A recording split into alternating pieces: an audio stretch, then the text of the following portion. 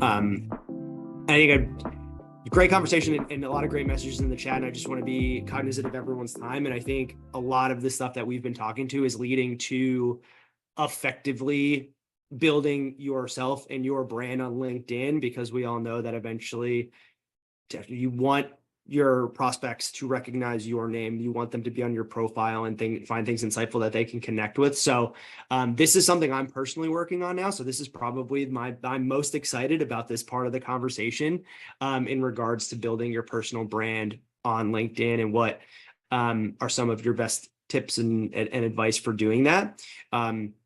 So yeah, Ashley, you're leaned in. I feel like this is something you're pretty excited to start I on. So I will pass it over to you, Ashley. Yeah, I love this. I have a whole hour-long presentation about this that I've given to many, many teams.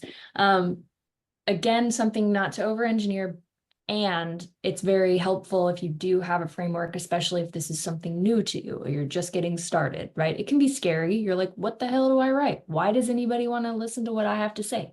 My first thing is that you have value to add, whether you're a first-time SDR or you've been in the industry for 20 years. You have value to add to someone. And Saad mentioned this earlier. When he first started, he was writing about his experience as an SDR. As he moved up in the world and was then an SDR manager, he's starting to share content around what that looks like. And then, as people are moving, you're sharing your experience about being a sales leader, right? Or whatever that role is, that progression that you're experiencing, you're sharing that content relative to where you are in your progression. Morgan Ingram was somebody who inspired me when I first started. When he first started as an SDR, he started the SDR Chronicles, which was actually a YouTube series. And really his whole point of doing it was just to document his experience. Wasn't to book meetings, wasn't to become an influencer or a thought leader. Those words probably weren't even being thrown around yet, but it was simply just to document his experience. And it was fascinating. And it became this really helpful resource for new SDRs, myself included. It was great.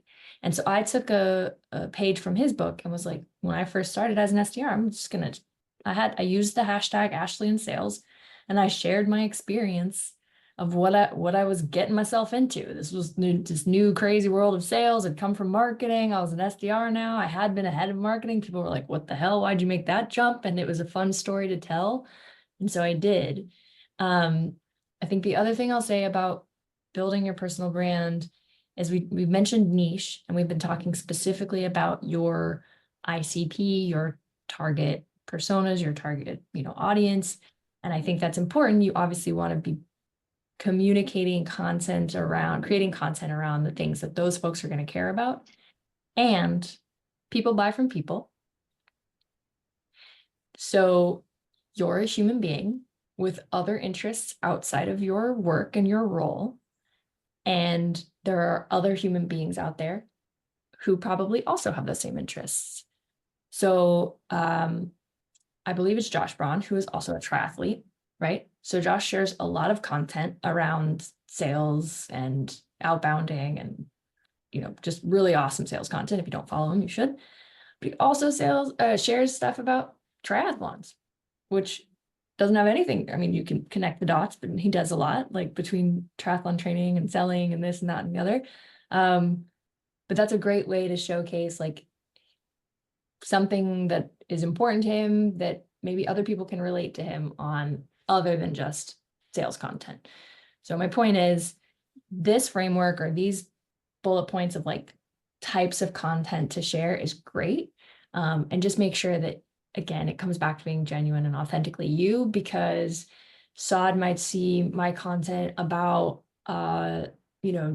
sales specific thing and be like, yeah, that's valuable, cool. But then you might, the next day, what if I post something about, I don't know, surfing, because it's clear I surf. So then, maybe he also is wants to learn how to surf. And so that's even more interesting to him. And now he's even more interested in who I am and what I have to say. Silly example, but there you have it. No, it's such a smart one. What I've always look, nobody reprimand me. And if anybody wants me as a founder someday, don't hold this against me. But I have no intention of starting a software business. Whoa, whoa, whoa. Sales leader does not want to start a software company. No, I want to do events. I want to hold events. I DJ on the weekend. I am a very normal person. I like to go out with my friends. I like to spend a lot of time with my family. I have hobbies. I have passions. I've also chosen to really measure how I bring them on LinkedIn. I'm not saying don't share your personality. I'm saying like a time will come where you just say, well, let's add a little razzle dazzle into the little mix that we have over here. So I started a community for golfers, revenue professional golfers, to get them all together last year. And I was doing tech mixers. And Canada does not have a lot of the LinkedIn sphere that we see is like very US dominant, and Canada is kind of starting to kind of pick up. So I started doing events to bring tech sellers together, and that is helping just, the LinkedIn presence in Canada grow. Then a couple months ago, I started posting, not that many, just like 1 or 2 posts when our golf tournament was happening. Through that, I connected with a lot of other sales leaders because I know they play golf and things like that, et cetera, et cetera. So I'm manufacturing it. I kind of know what's going to hit, right? Like it sounds so manufactured and conceited, but it's not. It's coming from experience, right? It's like I've kind of understood my niche, understood my ICP. I know who's around me. I know it's reflective outside, so why would it not be reflective inside as well? And then again, I tie it back to, okay, align, buy from me. Wait, so you're telling me sales leaders like golf? Interesting. I don't know how I found that out. I was a shock to my system as well. Weird, right? Paddle these days. Paddle's hot.